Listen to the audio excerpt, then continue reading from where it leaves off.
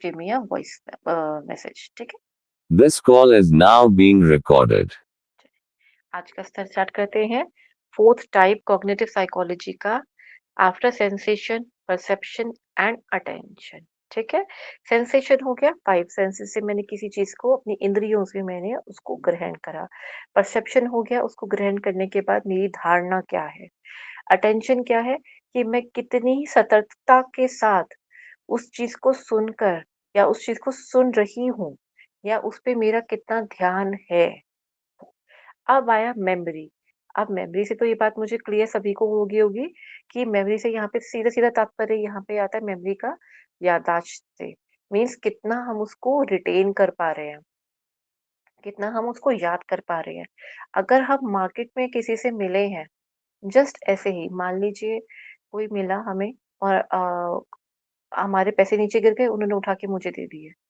मैंने कहा धन्यवाद, उन्होंने भी कहा जी कोई नहीं। ठीक है, इतनी ही छोटी-सी वार्तालाप हुई। ठीक है, अब आपको वो इंसान कितनी देर तक याद रहेगा? शायद घर जाते वक़्त, कुछ दिन तक, जब तक आप किसी और को ये बात शेयर कर लोगे, तब तक, उसके बाद आप भूल जाओगे। या फिर आप घर तक गए, आपने कहा कोई भला-मानस मिला था, उसके बाद आपने उनको अपनी बात बताई घर पहुँचकर, घर में सबको शेयर किया कि आज मेरे साथ ऐसा हुआ था, एक भला-मानस मिला, उन्होंने मेरे ऐसे पैसे नीचे गिरे थे और वही मुझे वापस कर दिए। तो आपने वो बात बताई, कुछ दिन बाद आप बात भूल गए। या फिर आपने वो पैसे जब उठाए तो आपने देखा कि कोई वहाँ पे देख रहा था आपको और उसकी नज़र मेरे पैसों पे थी, जो पैसे नीचे गिरे, कि मैं ज़रा-सा मुड़ूँ और पीछे से पैसे उठा ले। आप घर तक गए, आपको वो इंसान तो याद नहीं रहा, लेकिन आपको एक्सपीरियंस याद रहा कि हाँ, कि कोई ऐसा था और हमें कितना सावधान रहना चाहिए अपनी बिलॉन्गिंग्स को लेकर, अपने सामान को लेकर। घर तक पहुँचते हुए आपने किस्सा तो शेयर करा पर आपको इंसान की शक्ल याद नहीं थी। आपको थोड़ा-सा स्टेयर वेयर में भी याद होगा कि हाँ, उसकी आँखें कुछ ऐसी थी, जैसे उसने देखा, या आपको वो भी प्रॉपर्ली याद नहीं होगा कि दूर से खड़ा था, कुछ देख रहा था, मतलब थोड़ा अंधेरे में थे, तो प्रॉपर्ली मुझे अब तो मुझे शक्ल याद नहीं है। तो मेमोरी में यही सब मेमोरी किस प्रकार की होती है? Short term. फ़ोन कॉल पे अगर मान लीजिए आपको किसी कंपनी का कॉल आया, जैसे कि हमारी जो जनरली फ़ोन कॉल्स की जो हमारी जो फ़ोन की जो कंपनीज़ होती हैं, सिम कार्ड वाली, वो कॉल करती हैं या कोई भी आपको बैंक का कॉल आता है, तो आपको कहते हैं जी नमस्ते, सॉरी, हमें नहीं लेना। उन्होंने अपना नाम बताया होता है पर आपने नाम सुना भी होता है, पर आप में से किसी ने उसको नाम को याद नहीं होता। इवन कॉल रखने के बाद भी आपको नाम याद नहीं होता। आपने सुना ज़रूर होता है, लेकिन नाम याद नहीं है। या फिर कुछ आपको उस टाइम पे नाम याद था, थोड़ी देर बाद आपसे किसी ने पूछा किसका कॉल था, आप कहोगे बैंक से कॉल था। वो बोलते वक़्त भी आपके मन में अब दोबारा नाम याद नहीं आएगा। कइयों के साथ ऐसा होता है और कइयों के साथ ऐसा नहीं होता, ये ज़रूरी नहीं है, ठीक है? तो ऐसी मेमोरीज़ को हम क्या बोलेंगे, शॉर्ट टर्म में आती है, इस तरह की मेमोरी आती है, जिसमें हम ज़्यादा समय तक बातों को याद नहीं करते हैं। अब हम ले लेते हैं कि मैंने बचपन में एक बार मैम ने सिखाई था ये वाला फ़ॉर्मूला, मुझे आज तक याद है। मैम ने इतना अच्छा पढ़ाया था कि मुझे आज तक वो फ़ॉर्मूला याद है और वाक़ई में आपको वो फ़ॉर्मूला प्रॉपर्ली अच्छे से याद है। क्या स्कूल में पढ़ाया गया हर पन्ना, हर लाइन, हर शब्द या टॉपिक आपको सारे याद हैं? नहीं। आप यहीं से जज कर सकते हैं कि आपने कुछ चीज़ें तो आपने सिर्फ़ एग्ज़ाम के लिए याद की थी और जैसे ही आप पास हो के नेक्स्ट क्लास में गए, सब भूल गए। चैप्टर्स भी क्या थे, ये भी याद नहीं होगा। और इनफैक्ट आज भी आपको कई सारे चैप्टर्स तो याद भी नहीं होंगे, पता भी नहीं होगा। सिर्फ़ कुछ आपके फ़ेवरेट चैप्टर या वो चैप्टर्स जिसमें आपने बहुत मेहनत करने की कोशिश करी, पर आपको या तो वो याद नहीं होता था या आपको वो बहुत परेशान करता था। या फिर वो चैप्टर इतना इम्पोर्टेंट था कि आपने उसी में ही सबसे ज़्यादा अपने उसको फ़ोकस करने का प्रयास किया था। ठीक है, लेकिन वो अच्छे से हुआ या नहीं हुआ। मेमोरी नेगेटिव या पॉज़िटिव दोनों साइड से बन सकती है। तो आपको स्कूल की इतनी सारी पढ़ाई हमने करी, सब कुछ किया, इवन कॉलेज में भी, तो वो सारी चीज़ें हमें याद नहीं रहती। कुछ-कुछ चीज़ें याद रहती हैं, तो जो बहुत अच्छे से हमारी स्मृति पटल पे अच्छे से छप चुका है, उसे हम लॉन्ग टर्म मेमोरी की तरह कह सकते हैं। जब हम योग कहते हैं, योग का अभ्यास करते हैं, खास तौर पे जब हम प्राणायाम का करते हैं। अब प्राणायाम ना अकेले में नहीं होता। अकेले मतलब क्या? वो अ, सिर्फ़ एक अकेली चीज़ नहीं है। इससे पहले के भी जो कुछ स्टेप्स हैं, जैसे कि शुद्धि क्रियाएँ हैं, चाहे वो इंटरनल हो, एक्सटर्नल हो। एक्सटर्नल तो हम सब करते ही रहते हैं। योग में इंटरनल ज़्यादा सिखाया जाता है। ज़्यादा क्या सिखाया वही जाता है। उसके बाद आपने प्राणायाम करा, मतलब आप आसन भी कर रहे हो, प्राणायाम कर रहे हो और प्राणायाम में आपने उससे पहले सारी शुद्धि क्रियाएँ करके जब करा, तो प्राणायाम ज़्यादा लगता है। जब आप योग उपनिषद पढ़ोगे तो स्पेशली उसके अंदर मतलब उसपे एम्फसाइज़ किया गया है कि आंतरिक शुद्धि बहुत इम्पोर्टेंट है। अब आंतरिक शुद्धि के अंदर वो कुंचल करने के लिए नहीं कह रहे हैं। वो उसे आपको ये कह रहे हैं कि अगर जैसे आपकी नाड़ियाँ और शुद्ध होती चली जाएँगी, उतना ज़्यादा निर्मल आप बनते चले जाओगे। तो वो प्राणायाम से आंतरिक शुद्धि की इस प्रकार से बात कर रहे हैं। जब आप योग उपनिषद पे थोड़ा-सा ध्यान देंगे तो, थोड़ा शॉर्ट में करने का प्रयास करेंगे तब, आपको ये चीज़ वहाँ उसका तात्पर्य या कहीं कि इसको शॉर्ट में समझने का आपको ईज़ी होगा, ठीक है? तो मेमोरी यहाँ पे आई होप क्लियर हो गई शॉर्ट और लॉन्ग के बारे में, ठीक है? अब इसके बारे में टेक्निकली कुछ वर्ड्स होते हैं इसके, वो बहुत आते हैं। ये सुपर डुपर इम्पोर्टेंट टॉपिक है साइकोलॉजी का। 3 टॉपिक है जिसमें से क्वेश्चन साइकोलॉजी के बनते ही बनते हैं। ए आपका brain wave, second memory, third जो पर्सनैलिटी के जितने भी टॉपिक जो थ्योरीज़ हैं उन सब के ऊपर, ठीक है? चलिए,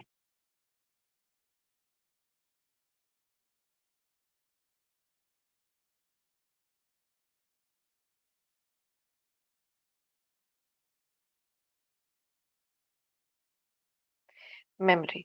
मेमोरी क्या कहना चाहता है यहाँ पर? मेमोरी कहता है कि defined as a memory consist in remembering what has previously been learned, ठीक है? जो कुछ भी हमने याद किया है, सीखा है, समझा है, उसको याद करने की प्रक्रिया को या कहें उसे हम कितना याद कर पा रहे हैं, जो हमने सीखा है अपनी जीवन शैली में, उसको हम मेमोरी कह रहे हैं। अब types of memory very important, immediate memory, short term, long term, ठीक? अब इमीडिएट मेमोरी में क्या कहेंगे? इमीडिएट मेमोरी में this type of memory exists for very less time in our brain for only some couple of seconds. यहाँ पे ये word important है, कपल ऑफ सेकंड्स यानी कि कुछ क्षण भर के लिए ये याद रहती है। सबसे छोटी अवधि किसकी है? इमीडिएट की।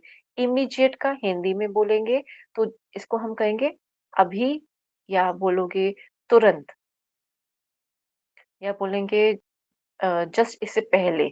इसे हम कहते हैं ना कि अभी अभी ये घटना घटी है, जस्ट अभी घटी है, हाल ही में घटी है। ठीक है? हाल ही भी नहीं इसके अंदर इतना यूज़ करते। ये जस्ट अभी कुछ सेकंड की, जैसे मैंने आपको फ़ोन कॉल का बताया था, बैंक का जो मैंने आपको एग्ज़ाम्पल दिया, बैंक का जो कॉल आया, आप उन्होंने जो बोला वो आपके कानों तक तो गया कि हमने किसके लिए कॉल करा, क्रेडिट कार्ड के लिए करा, डेबिट कार्ड के लिए करा। लेकिन कॉल रखने के बाद तो आप कन्फ्यूज़ हो गए, आपको ये भी याद नहीं है कि डेबिट कार्ड के लिए बोला था या क्रेडिट कार्ड बोला था। नाम क्या बताया था, ये भी याद नहीं होगा। अच्छा बैंक कौन-सा बताया था, ये भी याद नहीं होगा अगर 2-3 बैंक्स में आपका अकाउंट है तो, ये भी याद नहीं होगा। तो ये क्या हुई इमीडिएट मेमोरी। थोड़ी देर, अब कब कई बार कई लोगों के साथ ऐसा भी होता है, रूम में कोई बात याद आई, बाहर से निकले भूल गए, किस काम के लिए बाहर निकले थे, ये भी हो गया, ठीक है? फिर आता है short term memory. This type of memory, one second, this type of memory also exist for lesser time in our brain, not for more than 1 और 2 मिनट। एग्जाम में ये सबसे ज़्यादा याद रखने वाली चीज़ है। इसमें कैसा कहना चाह रहे हैं वो ये कहना चाह रहे हैं कि एग्ज़ाम पॉइंट ऑफ व्यू से तो मैंने याद कर लिया, या एग्ज़ाम में मुझे किसी ने आंसर बताया, आज बताइए सेकंड वाले का आंसर बताइए सेकंड वाले का। यार 1 वर्ड बता दे, 1 वर्ड बता दे, पूरा आंसर लिख लूँगा। मुझे मुझे बस 1 वर्ड बता दे। वो 1 वर्ड सामने वाला बोलेगा आपको और उसके बाद आपने पूरी कहानी लिख दी। इतनी अच्छी कहानी लिखी जो करण जौहर भी नहीं लिख पाए। वैसी कहानी आप लिख के आए। और वो 1 से 2 मिनट में जो आपने कहानी लिखी ना, या तो आपको बाहर आके एग्ज़ाम के बाहर आके आप दोस्तों के बीच में बैठ के हँसेंगे, या फिर आपने इतनी बेकार कहानी लिखी जिसमें आपको खुद ही नहीं पता कि मैंने लिखा क्या था, बस मैंने लिखा। क्योंकि उसने मुझे 1-2 वर्ड ही बताए थे, थोड़ा बहुत जो मुझे समझ आ सकता था, मैंने बस वो लिख दिया। लेकिन आपको अब एग्ज़ाम्स के बाहर आते ही आपको याद नहीं है कि मैंने क्या लिखा था। या फिर आपने एग्ज़ाम में कहा कि यार इसका आंसर दिखा दे क्या था? उसने आंसर दिखाया है, आपने पढ़ा है, आपने वही आंसर लिखा भी है, लेकिन आपको बाहर निकलने के बाद याद नहीं है, ठीक है? इसे क्या कहेंगे? Short term memory. Long term memory, this type of memory exists for very much duration in a brain. It may store for several weeks, months and years. ये वो मेमोरी है जिसमें हम मेहनत करते हैं। कौन-सी? ये मेहनत वाली है, ठीक है? या कोई चीज़ जो मुझे बड़ी अच्छी लगी, अच्छी बातें या फिर कोई बात मुझे दुखी कर गई। अब दुखी में भी ना सारा दुःख याद नहीं है। बचपन से लेकर आज तक आपको इतने दुःख आपको मिले हैं, आपको सारे दुःख याद नहीं होंगे। लेकिन कुछ ऐसी बात या कोई ऐसी दुखी या दुखद घटना आपको ज़रूर याद होगी। किसी प्रियजन का जाना या प्रियजन की कोई ऐसी बहुत ही ज़हरीली बात आपको याद होगी या उनके साथ किया गया कोई मज़ाक या उनके साथ बिताया हुआ कोई बहुत अच्छा पल, जो आपको बहुत आपके दिल के बहुत करीब है। कोई भी बात हो सकती है वो और वो बातें जिसमें आपने मेहनत करी है, यानी कि आपका करियर, आपकी पढ़ाई जिसमें बहुत मेहनत कर रहे हो, वो अभ्यास जिसे आप दिन पर दिन कर रहे हो। अब मेहनत के अंदर एक चीज़ का यहाँ पे मैं एग्ज़ाम्पल देके इसे आपको याद रहे, वो ऐसे को समझाना चाहूँगी। लॉन्ग टर्म मेमोरी जो होती है ना, वो हमारे रिफ्लेक्सेस के अंदर भी चली जाती है। अब रिफ्लेक्सेस के अंदर कैसे जाती है? जैसे कि कोई आर्मी में अगर हैं, जवान हैं हमारे भाई जी, तो आप उनको देखेंगे वो कितनी मेहनत करते हैं। दिन-रात मेहनत कर रहे हैं। वो कितनी मेहनत कर रहे हैं। मतलब उनको तो इस बात का भी उनको पता है इस बात का कि हमें कभी भी गोली लग सकती है और हम ज़िंदा घर वापस नहीं जाने वाले और वो यहाँ पे सिर्फ़ अपने आप को बचाने के लिए नहीं है ट्रेनिंग ले रहे। वो ट्रेनिंग जो ले रहे हैं, वो अपने देश के लिए ले रहे हैं। तो उनका भाव देखिए कि जब वो उस ट्रेनिंग को लेते हैं और वो ट्रेनिंग उनके अंदर उनके मन-तन में, उनके रोम-रोम में ऐसी बिठा दी जाती है कि अगर किसी ने ज़रा-सा टच करा तो वो ट्रेनिंग में जिस तरह से उनको हाथ उठा के किसी को पकड़ना चाहिए, वैसा हाथ उठेगा। अब जो ट्रेनिंग से पहले वाले जो वो थे, वैसे वाला नहीं उनका हाथ उठेगा। जैसे कि मैं यहाँ पे एग्ज़ाम्पल लेती हूँ, किसी ने अगर मान लीजिए उनका पर्स चुराने की या उनका वॉलेट चुराने की कोशिश करी, मैं एग्ज़ाम्पल दे रही हूँ। उसको नहीं पता बेचारे चोर को कि वो किसके पास फँसने जा रहा है। उसने उनका जवान का वॉलेट चुराने के प्रयास किया। तो उनका हाथ जिस तरह से उठेगा ना, वो एक आर्मी के जवान जैसा ही उठेगा। अब जब तक उन्होंने ट्रेनिंग नहीं ली थी, उससे पहले वो अभी सिर्फ़ सोच रहे थे कि मेरे को बनना है या मुझे जाना है, वो भी इन्होंने एग्ज़ाम्स देने हैं, अभी ट्रेनिंग स्टार्ट नहीं हुई, अभी वो सब चीज़ें नहीं सीखी। उससे पहले क्या होगा, वो हमारी तरह या हमसे थोड़ा ज़्यादा होशियारी से उस जेब कतरे को पकड़ने का प्रयास करेंगे। दोनों में डिफ़रेंस होगा। तो जो पहले वाला था, उसमें अब वो अभी कंटेम्पलेट भी नहीं कर पाए होंगे, समझ भी नहीं पाए होंगे कि मुझे करना कैसे है?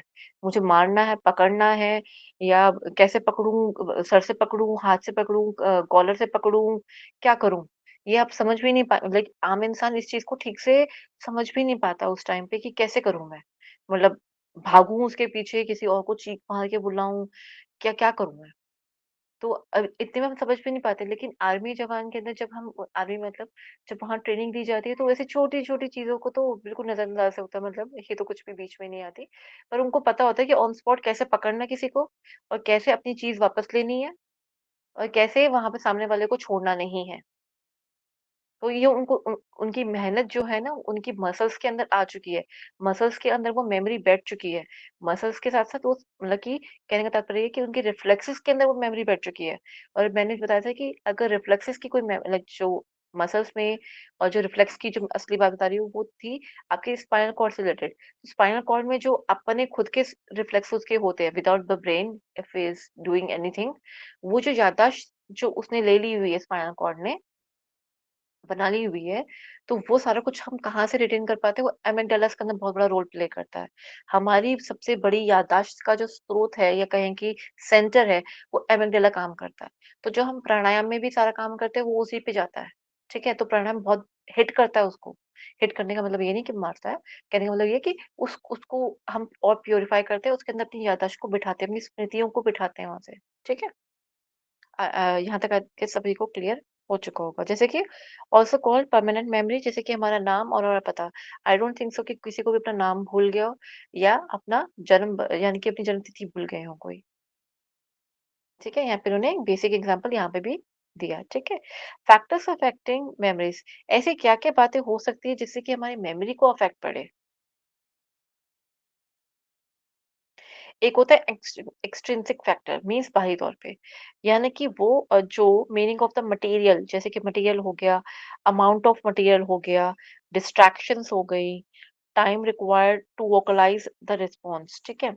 मीनिंग मैटर्स, जैसे कि हिंदी इंग्लिश में जो आपका है, अभी यहाँ पे ले लीजिए एक्सट्रिंसिक फैक्टर के अंदर, अगर यहाँ बैठे हुए कुछ बच्चे ऐसे हैं जिनको इंग्लिश इतनी जल्दी नहीं समझ आएगी, मतलब समझ आती है, जो लिखा हुआ है वो सब समझ आता है, उसमें नहीं है।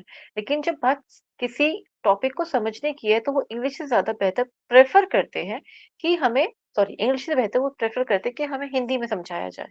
अब यही बात अगर अंग्रेज़ों की करें, उनको इंडिया में बड़ा इंटरेस्ट है, हिंदी में बड़ा इंटरेस्ट है, वो पढ़ सकते हैं, थोड़ा बहुत समझ भी सकते हैं। लेकिन अगर मैं हिंदी में समझाने जाऊँगी, तो वो थोड़ा-सा उनको मेहनत करनी पड़ेगी कि मैंने क्या बोला? ठीक है, थोड़ा वक़्त लगेगा उनको। उनके लिए इतना ईज़ी नहीं है हिंदी में समझना। लेकिन वहीं जब मैंने वही टॉपिक को अगर इंग्लिश में समझाया तो वो तुरंत समझ जाएँगे, क्योंकि वो उनकी मातृभाषा है। ठीक है? तो मीनिंग क्या है उस चीज़ में, हमारे एक्सट्रिंसिक यानी कि बाहरी चीज़ों में हमें काफ़ी हमें हेल्प करता है। ठीक है? कि किस भाषा में हम उस चीज़ को याद कर रहे हैं। दूसरा amount, less amount you memorise. अब जैसे कि कोई भी इन्फॉर्मेशन है, जैसे हम कहते हैं ना, इसका बहुत अच्छे से समझिएगा बात को, कि मैं क्या कहना चाह रही हूँ। नोट्स हैं, नहीं, किताब है, एक बुक है, एक किताब है, आपने उस पुस्तक को पढ़ा, पढ़ने के बाद आपने उसमें सिर्फ मूलभूत या कोई हेडलाइन, कोई मोटी बात ही आपने नोट्स में लिखी, मतलब कि लेस इन्फॉर्मेशन। अब आप उसको, उस पुस्तक की आपको एक-एक करके सारे वर्ड्स याद नहीं होंगे, एक-एक सेंटेंस याद नहीं होगा। आपको मूलभूत बात याद होगी, ठीक है? लेस इन्फॉर्मेशन के अंदर हम कन्वर्ट करते हैं। जब हम नोट्स बनाते हैं ना, तो इसी का ही हम फ़ायदा उठाते हैं। लेस इन्फॉर्मेशन का ही हम फ़ायदा उठाते हैं। वहाँ बड़े-बड़े नोट्स जिसके अंदर सारे मीनिंग लिखे होते हैं, एक-एक वर्ड लिखा होता है। क्या हम एग्ज़ाम पॉइंट ऑफ व्यू से हम ऐसे कर रहे होते हैं? नहीं।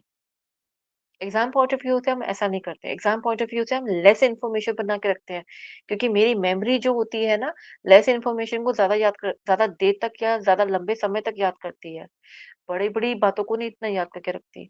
तो उसे हम छोटे में समेट लेते हैं। इसका एक आप ये भी समझ सकते हैं कि जैसे कि अगर हम बच्चे को समझाते हैं, छोटा बच्चा जो होता है, अगर हम उसे पूरा शब्द बोलने के लिए कहें, या मान लीजिए उसको बड़ा शब्द दिया, तो वो बड़ा शब्द नहीं बोल पाएगा। उसे तोड़-तोड़ के समझाया तो शायद तोड़-तोड़ के भी पूरा शब्द इकट्ठा एक बारी में ना बोल पाए। वो धीरे-धीरे करके उन शब्दों के साथ वो मिलेगा कि हाँ, ये इतने सारे छोटे-छोटे अक्षरों को या शब्दों को मिला के ये इतना बड़ा वर्ड बन पा रहा है। ठीक है? छोटे-छोटे उसको तोड़ के। तो हम, एक छोटा बच्चा भी इस तरह से पूरे एक शब्द को नहीं पकड़ पाता। वो सिर्फ़ शब्द की बात थी, हम बड़ी-बड़ी बुक्स को नहीं इतनी जल्दी पकड़ पाते। यहाँ अगर हम कहें कि पतंजलि योग सूत्र की बात करें, हमें याद करना पड़ रहा है। लेकिन अगर हम पूरे सूत्र की बात करें, तो वो धीरे-धीरे हमने याद करा।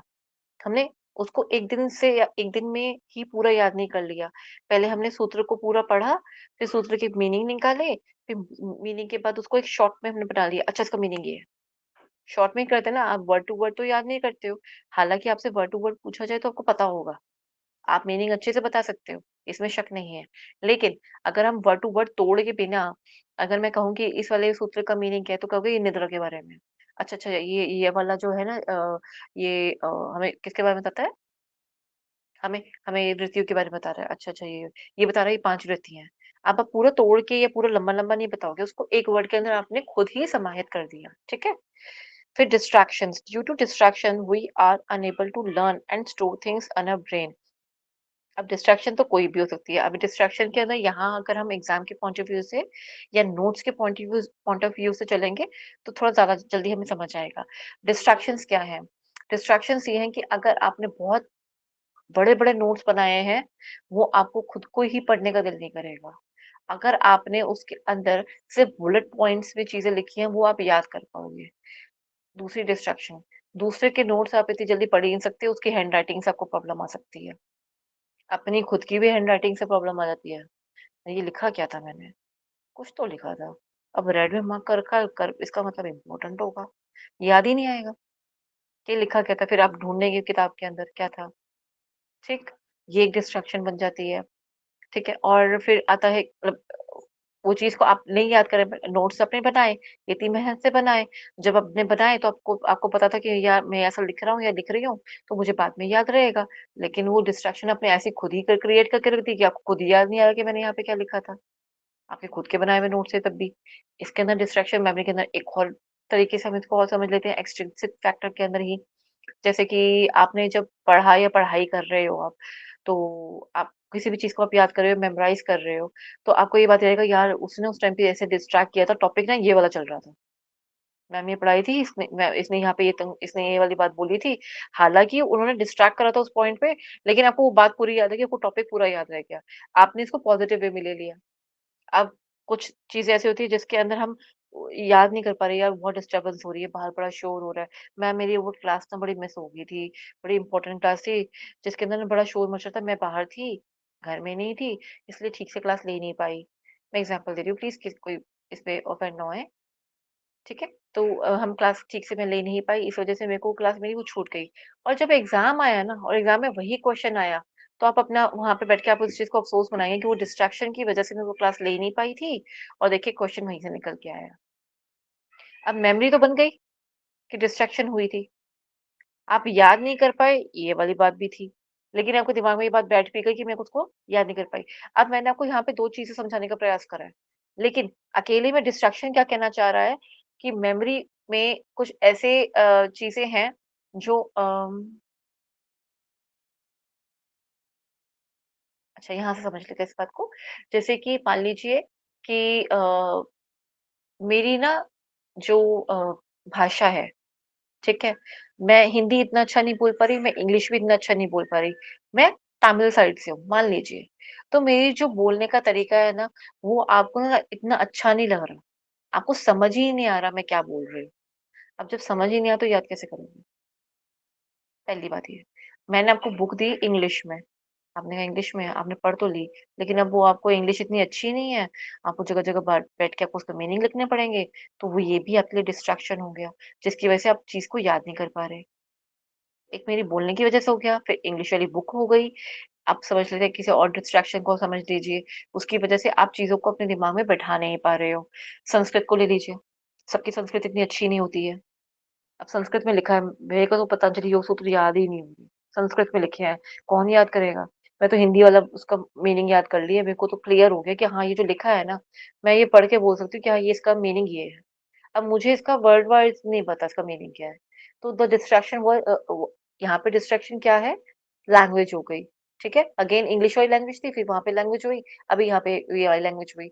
और इसके अलावा क्या-क्या चीज़ें हो सकती हैं, फैक्टर्स हो सकते हैं? हो सकता है कि पेजेज़ की वजह से, ये हो सकता है कि कोई आपके एक्सटर्नल एनवायरनमेंट में कोई और प्रॉब्लम आ जाए, उसकी वजह से आप चीज़ों को याद नहीं कर पा रहे हो, ठीक है? लाइट कम है या कुछ भी ऐसी चीज़ें, ठीक है? एक्सटर्नल जैसे कम्युनिकेशन में हमने एक्सटर्नल फैक्टर्स पढ़े थे ना, एक्सटर्नल बैरियर्स पढ़े थे, वैसे की तरह, ठीक है? Time required to vocalise response, words with shorter length are easier to memorise, ठीक है? जैसे छोटे-छोटे वर्ड्स हैं, उनको हमने उसकी लेंथ बहुत बड़ा-बड़ा नाम या बहुत बड़ी चीज़ उसको उसमें कन्वर्ट नहीं करा। इवन जो आप निमोनिक बनाते हैं, अगर आप उसको निमोनिक भी अगर आप छोटा बनाएँगे तो आपको याद होगा, बहुत लंबा निमोनिक बनाया तो आपको वो भी याद नहीं होगा।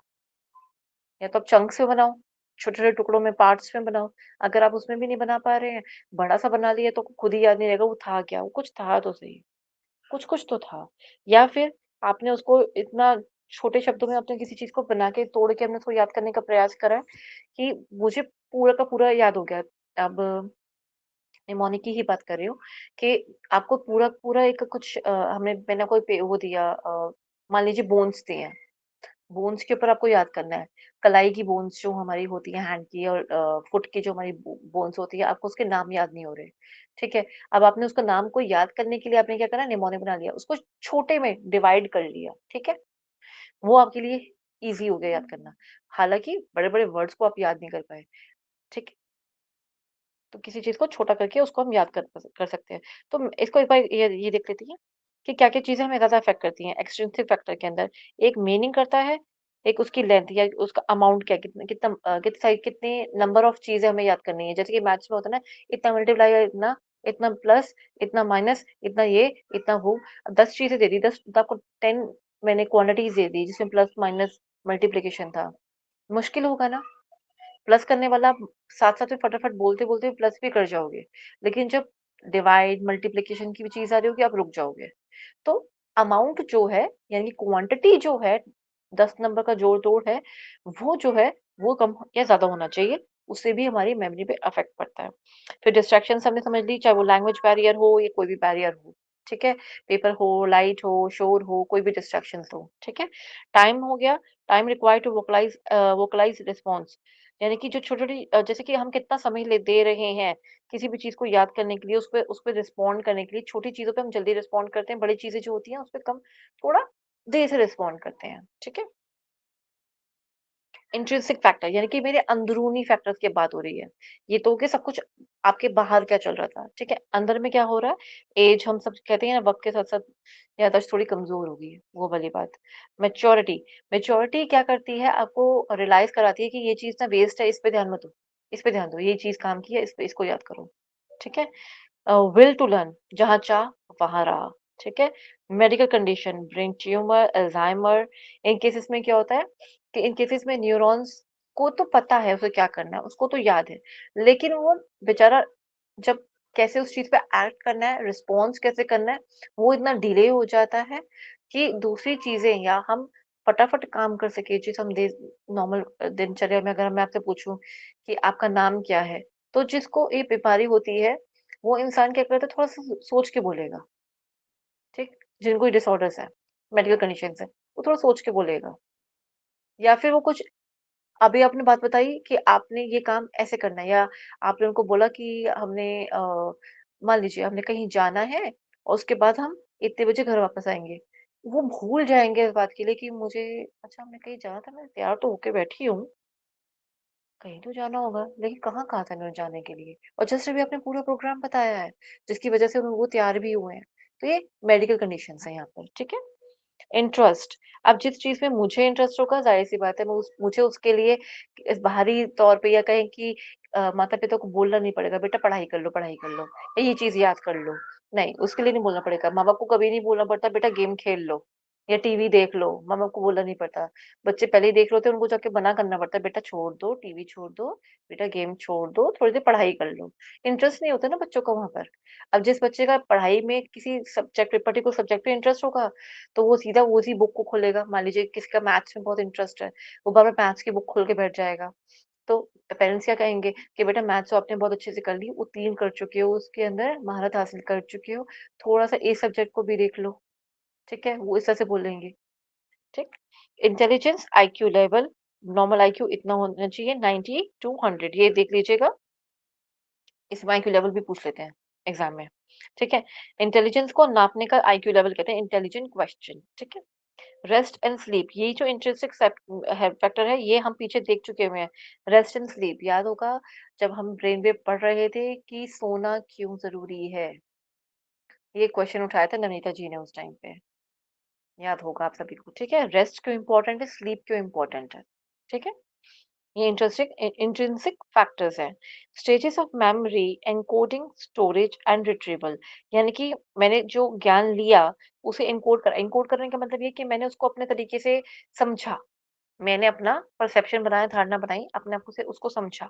अब समझने के बाद मैंने को जितना याद करना था उतना याद कर लिया, बाकी जो नहीं चाहिए तो उसको बाहर फेंक दिया, जाओ, अब याद ही नहीं करना, ठीक है? अब जब ज़रूरत पड़ेगी तो उसको हम याद करेंगे। इसको कुछ ऐसा समझ लीजिए, यूपीएससी के एग्ज़ाम में हमने इतना पढ़ लिया, इतना पढ़ लिया, इतना पढ़ लिया, इतना पढ़ लिया। पहले तो उस ज्ञान को लेने के लिए चले गए हम, ठीक है? अब ज्ञान को ले लिया, अब उसमें से ज्ञान को हमने स्टोर भी कर लिया। अब एग्ज़ाम में क्वेश्चन आएगा तो क्या आप उसको याद नहीं करोगे कि ये इसका आंसर है? थोड़ा-सा दिमाग लगा के थोड़ा-सा चीज़ को अगर कहीं भूल रहे हो, तब थोड़ा-सा टाइम दोगे अपने आप को, क्या था उसका आंसर, क्या था, क्या था? और जैसे आप कहोगे क्या था, आपका ब्रेन काम कर रहा है, फिर वो आपको फटाफट से तुरंत से आपको बताएगा कि ये था। ये तो हो गया जब आप मशक्कत करें। समटाइम्स ऐसा कुछ करने की ज़रूरत नहीं पड़ती। क्वेश्चन सामने आता है, आपको आंसर पता होता है, आप मार्क कर देते हो। ठीक है? देन आता है एप्टीट्यूड। एप्टीट्यूड टेस्ट जो हमारा पेपर 1 है, ठीक है? It is defined as innate ability और capacity to acquire some specific knowledge, skill और सेट ऑफ ऑर्गेनाइज्ड रिस्पॉन्सेस। कहने का तात्पर्य यहाँ पर क्या है? एप्टीट्यूड को हम वो समझते हैं कि किसी का नेचुरली वो कितना स्मार्ट है या उसकी एबिलिटी कितनी है उसको याद करने की, उसकी कार्य क्षमता कितनी है, कैसी है, ठीक है? नेचुरल को बोलेंगे, इनेट का मतलब ऐसे होता है कि बाय बर्थ, ठीक है?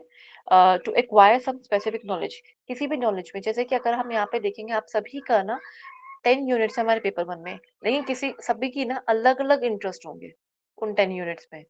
किसी को बचपन से हायर एजुकेशन पढ़ने का बड़ा शौक हो तो हिस्ट्री पढ़ने का शौक होगा, तो उसको हायर एजुकेशन अच्छा लगेगा।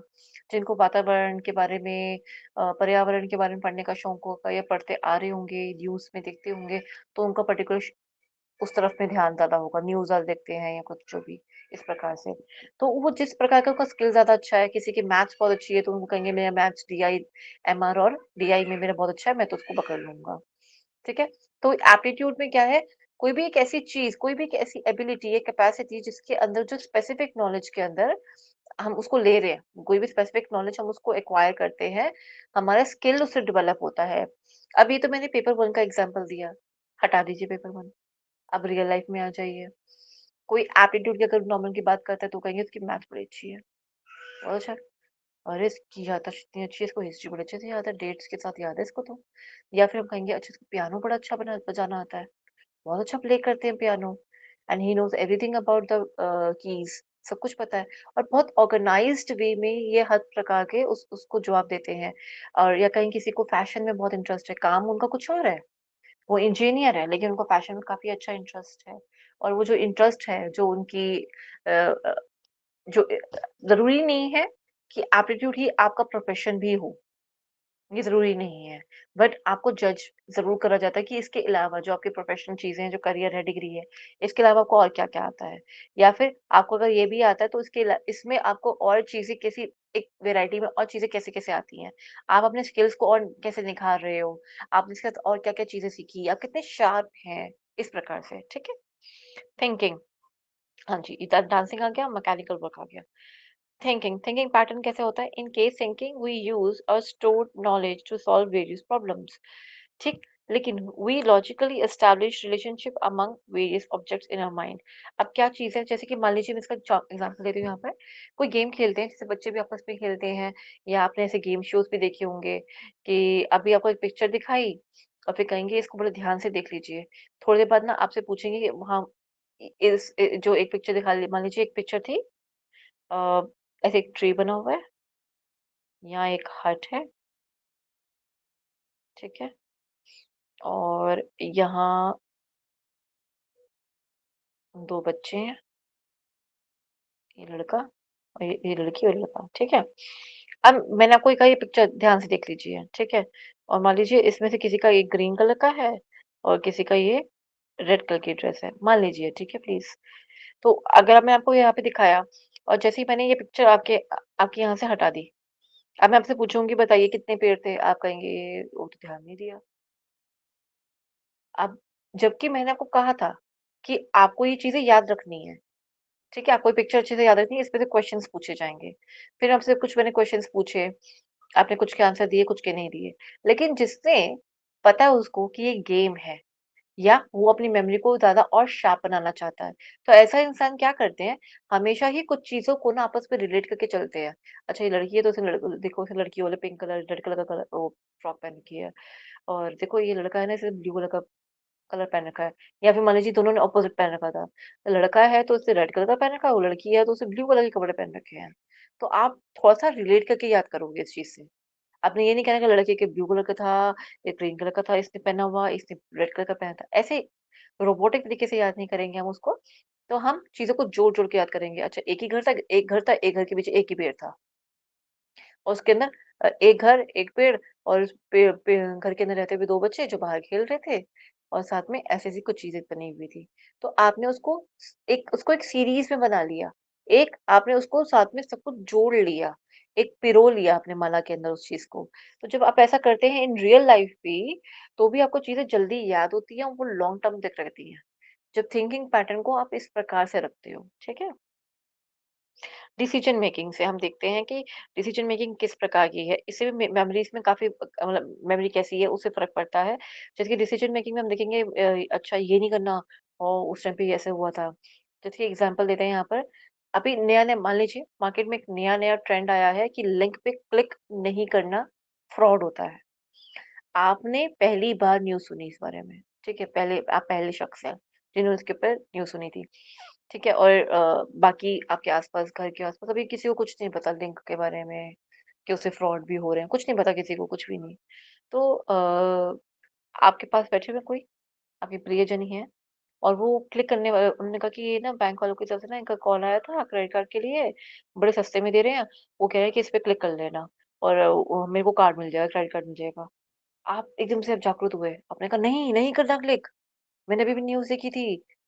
अभी न्यूज़ मतलब मैं 10 दिन हो गए थे इस बात को मान लीजिए। तो न्यूज़ में बड़ा आ रहा है, न्यूज़ में देखा था, इस पे क्लिक नहीं करना, आजकल फ्रॉड चल रहा है। एंड अब मान लीजिए आपकी डॉटर डॉटर है आपकी, कहेंगे नहीं, नहीं ऐसा कुछ नहीं होता, नहीं, नहीं, नहीं फ्रॉड चल रहा है, आप कॉन्शियस रहें, आप इस पे क्लिक ना करें। देन आपने उनको समझाया, उन्होंने देखा और बाद में पता चला कि वो फ्रॉड ही था। ठीक है? ये तो एक छोटा-सा एग्ज़ाम्पल हुआ, बहुत छोटा-सा, ठीक है? कि कैसे हम सतर्क रहते हैं, एक छोटे से पैमाने में। लेकिन बड़ी-बड़ी बातों में हम छोटे-छोटे जब हम डिसीज़न मेकिंग में हम चीज़ों को ध्यान देते हैं, कि कैसे किसी चीज़ को हमने मान लीजिए एक तो कि मैंने बताया क्लिक करने का, ठीक है? या छोटा-सा लालच देके वो हमें बुलाते हैं। फिर आपके अलावा इसके अंदर कुछ चीज़ आ गई कि हम कैसे किसी चीज़ जो मेरे आस-पास ऑप्शंस हैं या मेरे पास जो जो मुझे चीज़ें दी गई हैं, उसके अंदर मुझे कैसे ये देखना है कि मैंने आज तक क्या सीखा है या किस प्रकार की मेरे को आज तक सीख दी गई है, उस प्रकार से उस चीज़ को याद करना। अम, अ, उ उसको अप्लाई करना, याद करना नहीं, उसको अप्लाई करना। जितना भी आज तक हमने सीखा, ठीक है? उसको अप्लाई कर पाने की जो हमारी ताकत होती है डिसिजन्स में। अब मैं इसके अंदर मैं एग्ज़ाम्पल देती हूँ, यहाँ पे एक और समझ लेते हैं एग्ज़ाम पॉइंट ऑफ व्यू से यहाँ पर समझ लेते हैं डिसीजन कैसे मेमोरी के अंदर इफ़ेक्ट करता है। अगर आपने बहुत कुछ सीखा होगा अपनी जीवन शैली में, तो आप उसी को ही अपने एग्ज़ाम पॉइंट ऑफ व्यू पे या अपने निजी ज़िंदगी में उसको उतार पाओगे। जो आपने सीखा होगा, बड़े-बुज़ुर्ग से आपने बातें सीखी होंगी, वो सब कुछ। अब आज की डेट में जब अभी आप देखेंगे अगर आपने पढ़ाई अच्छे से करी है, पेपर 1 और पेपर 2 दोनों की, तो आप ये समझ जाएँगे कि मुझे एग्ज़ैक्टली पहले क्या स्टार्ट करना चाहिए। मुझे पहले पेपर 1 करना है या पेपर 2 करना है। आपको पता है पेपर में बहुत उलझुल क्वेश्चन्स आते हैं, इधर-उधर से पूछ लेते हैं, बहुत बहुत कन्फ्यूज़ कर देते हैं, माइंड अपसेट हो जाएगा मेरा। तो मैं पेपर 1 स्टार्ट नहीं करूँगी या करूँगा, मैं पेपर 2 स्टार्ट करूँगा क्योंकि मेरे को उसमें महारत हासिल है और उसका मैं मैक्सिमम पोर्शन मैं कवर करके आई हूँ। मैक्सिमम से मीन्स मैंने वैसे सारे यूनिट्स पढ़े हैं अपने पेपर 2 के 10 यूनिट्स पढ़े हैं, बट मैंने उन 10 यूनिट्स को भी मैंने बहुत अच्छे से पढ़ा है। चाहे मान लीजिए 8 यूनिट पढ़े उसके अंदर आपने, पर आपने 8 को भी बहुत अच्छे से पढ़ा है। आपको पता है मैं 8 यूनिट बहुत जल्दी सॉल्व कर लूँगी। रह गए 20% के हिसाब से मीन्स जो मेरा लास्ट के 2 चैप्टर उसमें से देखेंगे फिर कैसे क्वेश्चन्स करने हैं। पर आप मेजॉरिटी वहाँ करने का प्रयास करोगे जहाँ पे आपको आता है। So it's memory based decision making, ठीक है? देन आता है प्रॉब्लम सॉल्विंग। ये तो हम सब जानते हैं कि ये आप टीचिंग मेथड्स में भी पढ़ चुके होंगे। सॉरी टीचिंग एप्टीट्यूड के अंदर आपने पढ़ा होगा इस चीज़ के बारे में कि जैसे कि हमें कोई भी चीज़ हमें सीखी मैंने, तो उसको फटाफट से अप्लाई करते हैं। छोटे बच्चों को देख लीजिए, उनको वो एक तो वो क्या नाम है जो उन्होंने सीखा है अगर मान लीजिए मैंने उनको बताया प्लांट्स के बारे में, ठीक है? तो हम कहेंगे देखिए प्लांट्स ऐसे-ऐसे ग्रो करता है, सनलाइट होती है जिस तरफ उस तरफ थोड़ा-सा झुक जाता है और ऐसे-ऐसे ना धीरे-धीरे क्योंकि इसकी ना एक स्टेम निकलेगी, देन लीव्स निकलेंगी, देन उसका ये कलर आएगा। अब उन्होंने सीख तो लिया, वो घर गए, उन्होंने घर जाके टेस्ट करने का प्रयास करा, तो उन्होंने देखेंगे अगर मान लीजिए वो प्लांट उगा ही नहीं, ग्रो ही नहीं करा, तो वो अपने पेरेंट्स के पास या अपने टीचर के पास लेके जाएँगे कि क्यों नहीं ग्रो करा? तो फिर वो उनको बताएँगे बेटा आपने तो उसको ठीक से पानी ही नहीं दिया था। पानी देते तो वो ग्रो करता। सिर्फ सनलाइट अपना काम कैसे दिखाएगी इसके ऊपर? सनलाइट के लिए उसको उसको वाटरिंग करना भी तो ज़रूरी है। तो उसको समझ आएगा अच्छा ये चीज़ वैसे होती है। देन वो देखेगा कि मैंने पानी भी दे दिया। अब पानी दे दिया प्लांट ग्रो कर गया। अब उसके अंदर ग्रो करने के बाद ना उसकी लीफ में एक छेद हो गया। वो देखेगा ये क्या हुआ? ये किसने इसमें करा है? या तो किसी ने स्पेशली आके इसके ऊपर छेद करा है।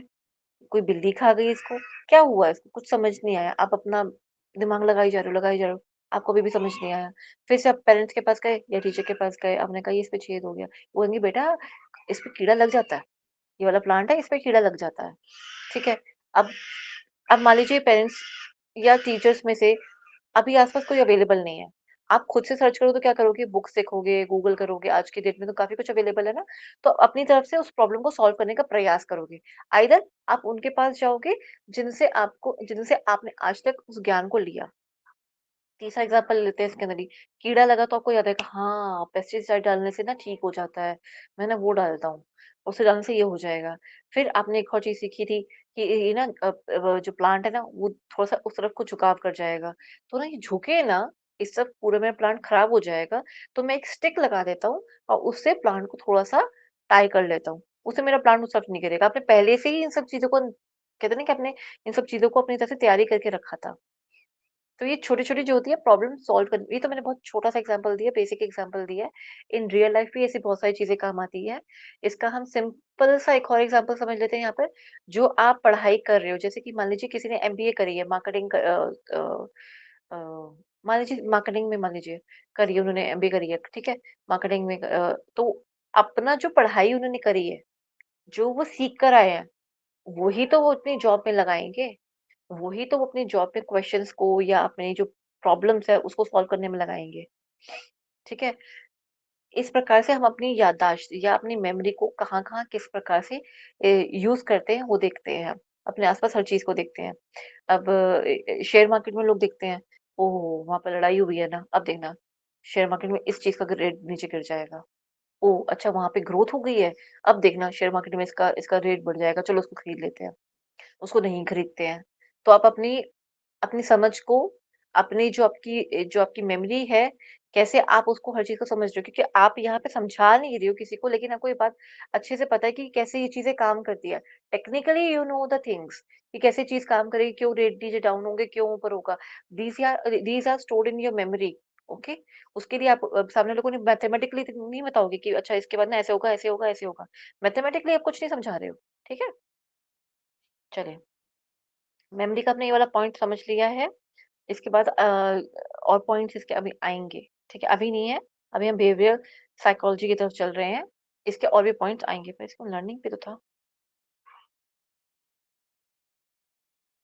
हुँ, 1 सेकंड।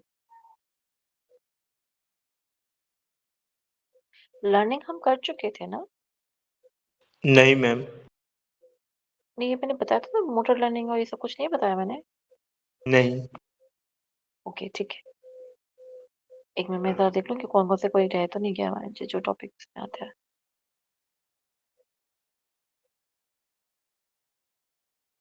लर्निंग एंड थिंकिंग रहता है ना, राइट? जी। लर्निंग में हम कैसे समझिए, किसी चीज़ को मैंने यही कहा था कि ये लर्निंग कभी भी याद करनी चीज़ नहीं होती। लर्निंग का मतलब ये है कि मैंने इसको समझ के अपनी जीवन शैली में कैसे उतारा है। दिस इज़ योर लर्निंग, ठीक है? आप क्या सीख रहे हो, उसके बाद उसको कितना अडैप्ट कर रहे हो अपनी लाइफ में, कितना यूज़ कर पा रहे हो, दिस इज़ रियल लर्निंग। इसको असलियत में इसको लर्निंग कहा जाता है, ठीक है? Learning is acquisition of habits, ठीक है? और नॉलेज एंड एटीट्यूड, ठीक है? कोई भी चीज़ आपने जो पढ़ तो ली, सुन ली, अब टीचर ने आपको बताया, आपने सुन लिया उसको, अब उसको अपनी जीवन शैली में कितना उतारे हो, ये लर्निंग होता है, ठीक है? प्रोग्रेसिव बिहेवियर होता है, मीन्स ये बढ़ोतरी की तरफ जाता है। पर्सनैलिटी और बिहेवियर मॉडिफिकेशंस लाता है, कौन? लर्निंग। अगर मैंने कोई अच्छी चीज़ सीखी है, तो मैं उसको अपनी ज़िंदगी में, अपनी जीवन शैली में उतारूँगी, तो ज़ाहिर-सी बात है मेरी पर्सनैलिटी में अपने आप चेंज आने शुरू हो जाएँगे। मैंने प्राणायाम सीखा, करना शुरू किया, कामनेस आ गई। तो किसी से बात करते वक़्त भी अब मुझे चिड़चिड़ाहट नहीं हो रही, या उनको समझने में मुझे प्रॉब्लम नहीं आ रही, मुझे अपना खुद की पढ़ाई करने में अब दिक्कत कम होती है, ठीक है? It involves new ways of doing things, and it operates on an individual's attempt to overcome obstacles like कि ड्राइविंग, ठीक है? जैसे कि लर्निंग है, अब हम मैंने ड्राइविंग स्कूल या वहीं कहीं पे जाके मैंने ड्राइविंग सीख ली है। तो धीरे-धीरे हम कुछ नई-नई चीज़ों को सीख रहे हैं, कैसे कैसे अच्छा ये ऐसे गियर को लेते हैं, अच्छा इतने गियर डलते हैं, अच्छा ब्रेक को ऐसे दबाना चाहिए। तो मैकेनिकल चीज़ों को धीरे-धीरे सीखते हैं और धीरे-धीरे स्टेप बाय स्टेप उससे ओवरकम भी करते हैं। किसको? जैसे कि मुझे वो चीज़ सीखनी नहीं आती थी, अब मैंने धीरे-धीरे करके सीख ली है। अब आप अभी सिर्फ़ बहुत कम और छोटे एरिया, सेफ एरिया में ड्राइव कर रहे हो। अब धीरे-धीरे सीखने के बाद जब थोड़ा पुख्ता हो गए, थोड़ा मार्केट तक आना-जाना ही कर रहे हो, धीरे-धीरे करके आप उसको और पक्का कर रहे हो, अपनी लर्निंग को, ड्राइविंग को, ठीक है? फिर आप उसको हाईवे पे ले जाने लायक हो गए हो, ठीक है? ऑफ रोडिंग भी कर सकते हैं फिर उसके बाद ऐसे, तो धीरे-धीरे इन सब में ही आता है। टाइप्स ऑफ लर्निंग कैसे होता है? एक सेकंड, जी। टाइप्स ऑफ लर्निंग कैसे होता है? Types of learning means stimulus response learning, बहुत इंपॉर्टेंट है। एसआर लर्निंग कहते हैं इसको। The things which we get learn from the stimuli present which comes in our environment. Example क्या देना चाह रहे हैं यहाँ पे? Stimuli come in contact with you and you learn from it. इसका एग्जांपल समझ लीजिए, पैर में कांटा चुभा और कांटे को आपने बाहर निकाला, तो ज़ाहिर-सी बात है आपको समझ आ गया कि इस जगह पे तो कांटा है, मुझे यहाँ आगे नहीं चलना। या मुझे बेयरफुट नहीं चलना, नंगे पैर, मुझे इस तरफ नहीं चलना चाहिए, या फिर मुझे सावधान होकर चलना चाहिए, ठीक है? कुछ स्टिमुलस मिला था, स्टिमुलस का मतलब यहाँ पे क्या होता है? कांटा चुभा था। रिस्पॉन्स में क्या था? आपने उसकी एक मेमोरी बना ली, पहले कांटा तो निकाल लिया, पर उसकी एक मेमोरी भी बना ली कि मुझे ये करना है या नहीं करना, सँभल के रहना है, कैसे क्या करना है, ठीक है? परसेप्चुअल लर्निंग यानी कि धारणाओं पे आधारित। In this type of learning, we learn the things which comes in a perception. Example, you are going and looking somewhere, saw a poster, read and understand it. ये जनरली हम सबकी आदत होती है, स्पेशली जब हम लिफ्ट में खड़े होते हैं, कोई पोस्टर लगा होगा तो 90% लोग उस पोस्टर को पढ़ रहे होंगे। आइदर मिरर होगा तो पोस्टर तो भूल ही जाइए, वो सिर्फ मिरर को देखेंगे कि मैं कैसा, अभी मेरा सब कुछ ठीक है, बढ़िया, मेकअप बढ़िया, अच्छा इयरिंग ठीक है, बाल ठीक है, ऑल गुड, ठीक है। ये तो मैंने डिस्ट्रैक्शन की बात कर दी यहाँ पे, लेकिन अगर कोई पोस्टर है तो आप उसको ज़रूर पढ़ते हैं उस जगह पे लिखी हुई चीज़ को, ठीक है? अगर परसेप्चुअल में एक और धारणाओं में एक और चीज़ समझ लीजिए, जैसे कि आपके आस-पास जो चीज़ें हैं, आप कैसे उसको ठीक है, हॉस्पिटल में अगर आप एंटर करते हो, तो हॉस्पिटल में लिखा हुआ होगा नो स्मोकिंग, या फिर अपना फ़ोन साइलेंट पे कर लीजिए। आप किसी ऑडिटोरियम में एंटर कर रहे हो, वहाँ बड़ा-बड़ा लिखा हुआ है पहले से ही कि इसको बंद कर लीजिए, फटाफट से फ़ोन को बंद कर लीजिए, ठीक है? या फिर आपने देखा कि अच्छा यहाँ पे ये चीज़ भी होती है, लेट्स जस्ट ट्राई, ये कैसा है? क्या ये चीज़ कैसी है? जैसे कि अभी दिवाली का सीज़न है, तो अलग-अलग जगह पे अलग-अलग पोस्टर्स लगे होंगे, अलग-अलग डिस्काउंट्स के पोस्टर लगे हुए होंगे। तो जो whatever you want to look for और यू आर लुकिंग फॉर, आप जिस चीज़ को ढूँढना चाह रहे हो, आप उस चीज़ को ढूँढोगे, then you will try it कि कैसी है वो चीज़। उसको थोड़ा-सा देखोगे, भैया बाहर तो इतना डिस्काउंट लिखा हुआ है, आप तो मुझे कम बता रहे हो। इस तरह से, ठीक है? Perceptual learning. Visual learning, visual learning में क्या होता है? देखकर, ठीक है? ये लर्निंग ऐसी होती है जैसे कि कुछ चीज़ें हमने देखी। उम, इसमें हम समझ सकते हैं जैसे कि ओके, अ, वॉशरूम्स के बाहर लड़का-लड़की नहीं लिखा, गर्ल, बॉय, मेन कुछ नहीं लिखा हुआ, लेकिन उसके ऊपर एक पिक्चर बनी हुई है, एक गर्ल की और एक बॉय की। आप समझ गए ना, ये जो लू है, ये जो वॉशरूम है, ये किसने यूज़ करना है? बॉय वाले ने, जिस पे बॉय की पिक्चर बनी होगी वो वाली। तो ये पिक्चर एक सिंबल हो गया, ठीक है? सिंबॉलिक चीज़ हो गई। और फिर क्या हुआ, जहाँ पे कहीं पे लिखा हुआ है कि मान लीजिए कहीं पे यू टर्न लिखा हुआ है, उसपे क्रॉस कर रखा है, ठीक है? ऐसे यू टर्न का निशान बनाया हुआ है एंड देन उसपे क्रॉस कर रखा है कि नहीं, नहीं करना। इसके अलावा क्या आ गया, जो हमारा सबका फेवरेट है, क्या फेवरेट है हमारा? एक ऐसे कहीं पे एक अजीब-सा डेंजर वाला बना होता है ना, ऐसे बोर्ड दी जा रही होती है यहाँ पे। तो हम कहते हैं नहीं यहाँ पे नहीं जाना, इसका मतलब यहाँ पे डेंजर है, ठीक है? कुछ चीज़ें जो पोस्टर वाइज़ या कुछ चीज़ें देखकर जो जिनको हम देखकर सीखते हैं। इसके अलावा और भी चीज़ हो सकती है, ये तो सिर्फ़ मैंने आपको पिक्चर्स बताई हैं। पिक्चर्स के अलावा भी और चीज़ें हो सकती हैं। कोई भी चीज़ देखकर, फ्लावर्स को देख के आप कहोगे, ओह वाओ! कितने अच्छे फ्लावर्स हैं, या आप ये समझ पाओगे कि ये इस एरिया में मतलब अगर क्वांटिटी बहुत ज़्यादा है, तो आप ये समझ जाएँगे ओह! इट्स अ गार्डन, या 1-2 मतलब ऐसे फ्लावर्स नहीं रखे हुए, पूरा गार्डन बहुत अच्छे से, पार्क को बहुत अच्छे से बनाया हुआ है। आप देख के चीज़ों को समझ पा रहे हो ना? और वहाँ पे लिखा हुआ है dogs are not allowed, same park में ही डॉग्स आर नॉट अलाउड, क्योंकि कुछ डॉग्स होते हैं वो प्लांट्स को खा लेते हैं और मतलब फ्लावर्स वगैरह खराब कर देंगे। तो वहाँ पे उस चीज़ को इस तरह से लिखा हुआ है। तो विजुअल लर्निंग में बहुत सारी चीज़ें आती हैं। छोटी-छोटी चीज़ों को हम ज़्यादा समझेंगे, सिंबल वाली चीज़ों को हम ज़्यादा, यहाँ पे मैं एम्फसाइज़ करना चाहूँगी कि सिंबल वाली जितनी भी चीज़ें होती हैं वो लर्निंग में आती हैं, सिंबल वाली, मोस्ट प्रोबेबली। नहीं तो जो बच्चों की बुक्स होती हैं उसमें जो पिक्चर्स बनी होती हैं उनसे हमें उनको याद करवाने में बहुत ईज़ी हो जाता है। आप उसको भी एग्ज़ाम्पल में ले सकते हैं, ठीक है? Motor learning, this is very important. Motor learning क्या होती है? ये हम बच्चों के लिए भी बहुत ज़्यादा, मैं कहती हूँ बहुत ही उपयोगी है। तो ये क्या करते हैं कि ये बच्चों को ना वेरियस बॉडी पार्ट्स को यूज़ करवा के उनसे कुछ काम करवाना चाहते हैं। जैसे कि अगर हम बच्चों को कहेंगे बेटा म्यूज़िक की, हम आजकल देते हैं उनको कि बेटा एक छोटा-सा पियानो दिया, की प्ले कीजिए ये।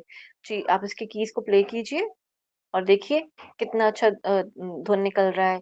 और फिर चलिए अपना कोई धुन बनाने का प्रयास कीजिए, तो उससे क्या होगा उनके मोटर लर्निंग स्किल्स बढ़ेंगी।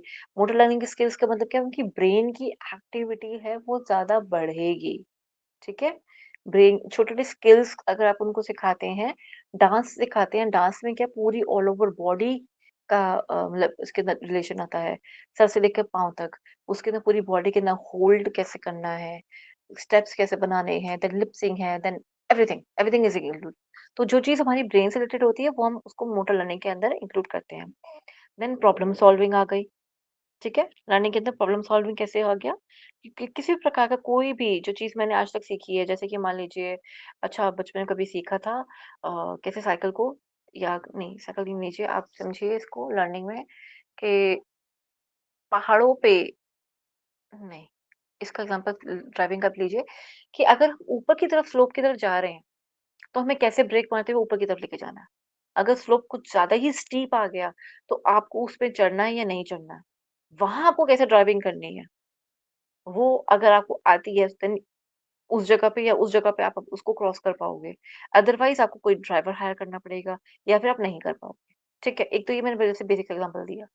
ठीक है? यहाँ पे जो आपको आपको आपने जो चीज़ें सीखी हुई हैं उससे आपने अपनी प्रॉब्लम को सॉल्व किया। जो चीज़ भी आपने सीखी है, समझी है, पढ़ी है अपनी दुनिया अपनी जीवन शैली में, उनसे आप छोटी-छोटी बाधाओं को कैसे आप पार कर पा रहे हो, वो सब चीज़ें, ठीक है? Problem solving. एटीट्यूड लर्निंग में क्या आता है? अ पर्सन लर्न्स फ्रॉम हिज और हर एट खुद के अपने एटीट्यूड से सीखना, दूसरों के भी एटीट्यूड से सीखना। पर फिलहाल यहाँ हम अपने एटीट्यूड की बात करें। तुम देख रहे हो तुम कैसे बात कर रहे हो? ये तुम्हारा तरीका है बात करने का? बड़ों से ऐसे बात करते हैं? आप कहोगे नहीं यार सच में गलती से बोल दिया, ये तो नहीं बोलना चाहिए था। थोड़ा आराम से बात करना चाहिए था। ये तो बहुत गलत तरीके से बात करी मैंने। तो एटीट्यूड लर्निंग भी, ठीक है? फिर आता है कि अरे वाह! कितने आराम से बात करते हैं, मुझे भी ऐसे ही करना चाहिए। कितना अच्छा लगा उनसे बात करके, कितनी मोह आवाज़ थी इनकी, इस प्रकार से आपको ऐसा लगता है। तो आप उस तरह से अपनी लर्निंग को उस तरह से रखते हैं। या किस तरह से वो अपने एटीट्यूड में आप ये देख सकते हैं अ, बहुत सारी चीज़ आती हैं एटीट्यूड के अंदर कि कैसे वो किस चीज़ को कितना तवज्जो दे रहे हैं कि ये चीज़ इम्पोर्टेंट है तो उस पे ज़्यादा ध्यान देंगे, ये चीज़ इम्पोर्टेंट नहीं है तो उस पे थोड़ा कम ध्यान देंगे, ठीक है? उनके एटीट्यूड में आप ये सब चीज़ों को देख अपने भी और दूसरों की भी। अपने में फिर देखोगे कि मेरे को इस चीज़ में ज़्यादा इंटरेस्ट नहीं है, तो आप उसमें अपना टाइम वेस्ट नहीं करते अगर कोई आपको बता भी रहा है तो। आपका जिसमें ज़्यादा इंटरेस्ट होगा आप उस तरफ ज़्यादा इंक्लाइन करोगे आप उस तरह के लोगों से ज़्यादा इंटरैक्ट करोगे तो सामने वाला भी देख लेगा कि इनका इंटरेस्ट आपस में इस प्रकार का है, ये लोग इस प्रकार के लोग हैं, ठीक है?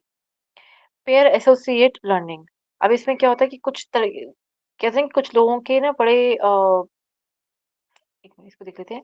अ person learns from linking the objects और events to the learning material which is almost familiar to the content of learning.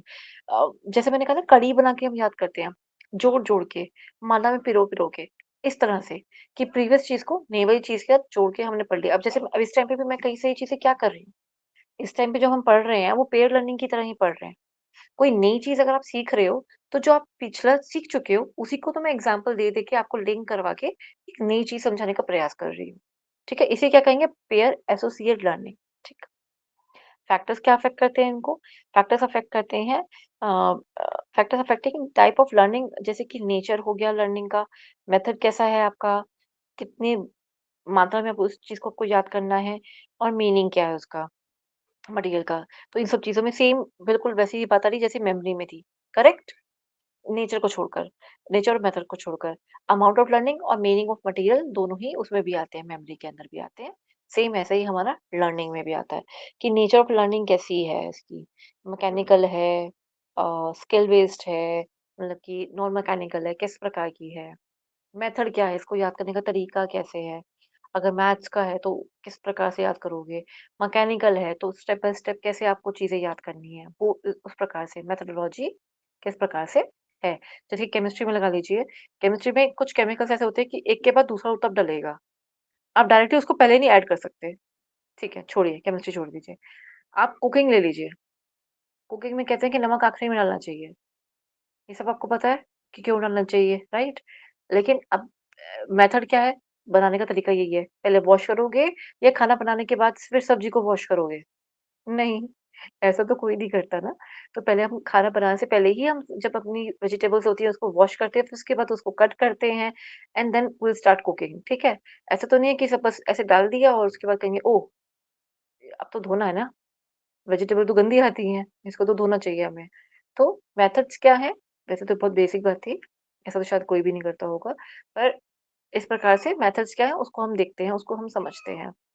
Amount of learning means again वही क्वांटिटी वाली बात आ गई। 1, 2, 3, 4 कितनी यूनिट्स आप याद कर रहे हो, ठीक है? जैसे कि हमारे 10 यूनिट्स हैं, कहने को तो 10 यूनिट्स हैं हमारे अगर हम पेपर 2 की बात करें, पर ये हम सब अंदर से जानते हैं कि पेपर 2 मतलब कि हमारे 10 यूनिट्स तो बनते नहीं है। अगर हम उसकी मेन उपनिषद की बात करें, तो 10 यूनिट्स तो हमारी वो अकेली वो हो जाती हैं। देन हम योग उपनिषद की बात करें तो 8 यूनिट्स वो हो जाती हैं, तो 18 यूनिट्स तो अकेले ही सिर्फ़ उपनिषद की हो गई, ठीक? फिर अगर हम श्रीमद् भगवद गीता की बात करें, वो अपने में एक बुक है, पतंजलि अपने में एक बुक है।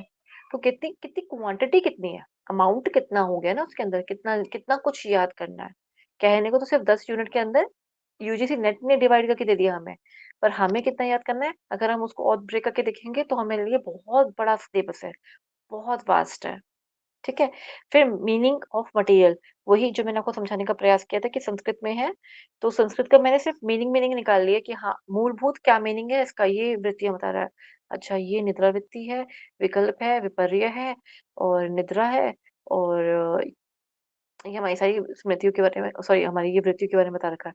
अच्छा इसके बाद उन्होंने दूर करने के बारे में बताया हुआ है। आपने संस्कृत का वो जो सूत्र है, वो आप याद नहीं कर पा रहे हो लेकिन आप उसका मीनिंग समझ के 1 या 2 वर्ड के अंदर उसको याद कर रखा है।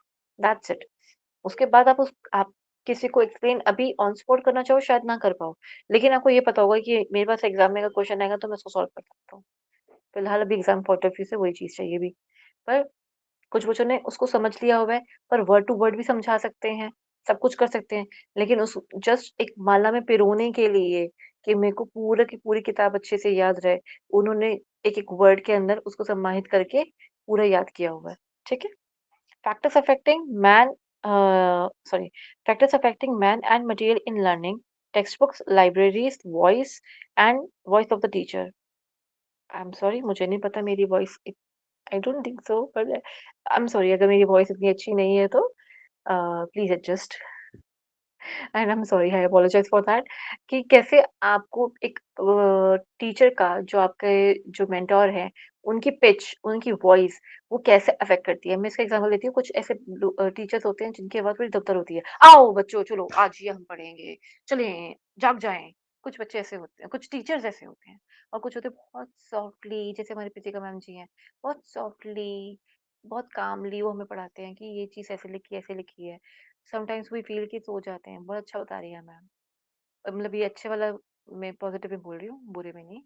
तो और कुछ होते हैं जिनकी वॉइस मॉडरेट है। It doesn't hurt you, it doesn't affect in any of which way, ठीक है?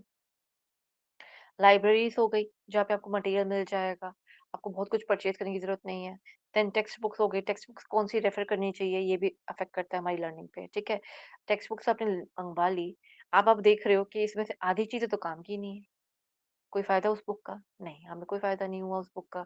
आपने बल्कि पैसे भी ख़राब करे और उसके बाद आपको कुछ सीखने का ज़्यादा आपको नहीं मिला। कुछ बुक्स आपने ऐसी खरीदी अपनी लाइफ़ में और उसको पढ़ा आपकी आपकी सॉरी आपको अपने जीवन में उसको उतारने का इतना अच्छा आपको एक सौभाग्य मिला कि आपने जैसे-जैसे उसको उतारा अपने जीवन में, अपनी जीवन शैली में, तो आपके अंदर वैसे-वैसे चेंजेज़ आने शुरू हो गए।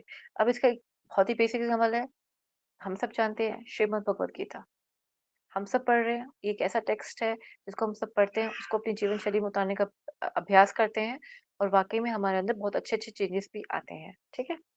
फैक्टर्स अफेक्टिंग लर्नर्स जो लर्नर है, उसपे क्या फैक्टर्स अफेक्ट करते हैं? Physical health, mental health, age and emotions ये कुछ-कुछ आपको लग रहा है ना जैसे कि हम उसमें बैरियर्स में पढ़ते थे। ये बिल्कुल वैसा-सा लग रहा है ना देखने में कि हेल्थ मैटर कैसे करती है, मेंटल हेल्थ भी कैसे मैटर करती है। अगर मान लीजिए यहाँ पे किसकी बात हो रही है फैक्टर्स अफेक्टिंग लर्नर यानी कि आप लोगों की बात हो रही है या मैं भी अगर लर्निंग में हूँ तो, जो कि मैं हूँ भी, तो अभी फिलहाल हम आपका एग्ज़ाम्पल ले रहे हैं। तो आप सब as a learner, as a student आप यहाँ पे आपके ऊपर क्या फैक्टर्स अफेक्ट करेंगे? क्या आपकी तबीयत ठीक है? हाँ जी, हाँ जी, बिल्कुल ठीक है, कोई बुखार वगैरह कुछ नहीं? नहीं जी, बिल्कुल ठीक है, परफेक्ट हूँ। तो ये वाला कट हो गया। अच्छा, कोई परेशानी, कोई स्ट्रेस, कोई डिप्रेशन? नहीं, नहीं, नहीं, बढ़िया, कुछ नहीं है, ऑल गुड। ऐज? हाँ जी, ऐज मेरे को तो सब याद रहता है। Age doesn't matter to me, age is just a number, इसको भी कट कर दिया।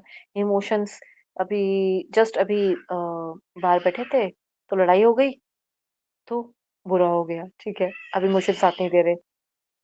अभी बाहर बैठे थे, अच्छे मूड में थे, तो पढ़ने का मन नहीं करा, चलो कुछ और देखेंगे, कुछ और खेलेंगे, तभी अब लर्निंग नहीं कर रहे हो, ठीक है? लेकिन अगर आपका मूड अच्छा है, मॉडरेट है, न्यूट्रल में है, जहाँ पे आप हैप्पी-हैप्पी हैं और कुछ नई चीज़ सीखने को भी तैयार हैं, तो यहाँ पे क्या कहेंगे, उन इमोशंस को हम अच्छा कहेंगे, ऐसे इमोशंस को हम अच्छा कहेंगे, ठीक है? क्या यहाँ तक सबको क्लियर है? जी मैम। फैक्टर्स धन्यवाद। मेमोरी हम कंप्लीट कर चुके। मेमोरी के अंदर एक और चीज़ अभी आएगी, इसमें नहीं है, बट एक और आएगी डेक्लेरेटिव मेमोरी एंड और ये वाली मेमोरी भी हम करेंगे। आई थिंक इस वाले नोट्स में नहीं है, but I will make sure कि वो करवानी है कि डेक्लेरेटिव मेमोरी कैसी होती है और कौन-सी मेमोरी कैसे होती है, वो एग्ज़ाम में आता है। इस साल भी आया था एग्ज़ाम में क्वेश्चन उसके ऊपर, ठीक है? कि ये वाली मेमोरी किसके अंदर आती है, किसके अंतर्गत आती है, ठीक है? उसको हम करेंगे। ये वाली शायद इस वाली पीडीएफ में नहीं है, बट विल कंप्लीट इट, ठीक है? बिहेवियर साइकोलॉजी कैसी होती है, किसी का आचरण कैसा है, किसी का व्यवहार कैसा है, आहार-विहार किस प्रकार से है। डिप्रेशन, अब डिप्रेशन में बिहेवियरल साइकोलॉजी में हम देख लेंगे कि किसी को कोई इंसान अगर डिप्रेशन में है तो किस तरह से बिहेव करते हैं। मैम डिप्रेशन इज़ जी, सॉरी। मैम आपने यहाँ पे बोला था कि मतलब ये जो फैक्टर्स जो है हमें मतलब इंटरनली जो अफेक्ट करते हैं उसमें मैच्योरिटी आपने पढ़ाया था। मैच्योरिटी मैच्योरिटी कैसे हमें इफेक्ट करेगा ये मैं पूछ रहा था।